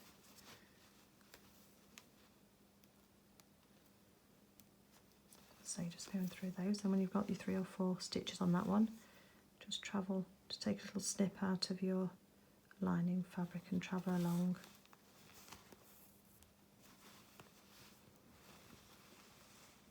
Oops. And go through again on the outside of the rim. And then you do the same with the others. The other one, just make sure that you've got it the right way up, because the little indentation needs to go into there, so that needs to clip onto there like that. You can hear it click. So just make sure you're sewing it on the right way round, and when you're sewing them together, just offer up your other strap to it so you know which side you're sewing. So we're going to sew it on, so this one's on the outside of the dress, and this one's going to be sewn with the bucket side up on top like that, so that those can snip together like that, and then I'm going to put a little button on the top. So let me sew my press studs on, and then I'll show you when I've done that bit. Hello everybody, she's finally finished. Here is Luna modelling her daisy twirling dress, complete with love heart patch pocket, a lace trim on the end of the dress, and also a net petticoat as well that just gives it a little bit of that extra oomph that all party dresses need to have. So this is Luna, as I say, just modelling this dress, which is Daisy's twirling dress. Oh, let's just flick it up there.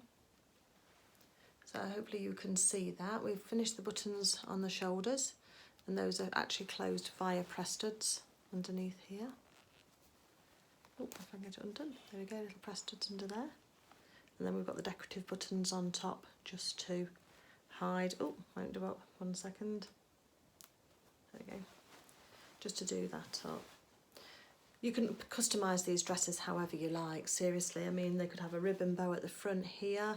You could put ties into the side of the back here and cinch in the back if you wanted to.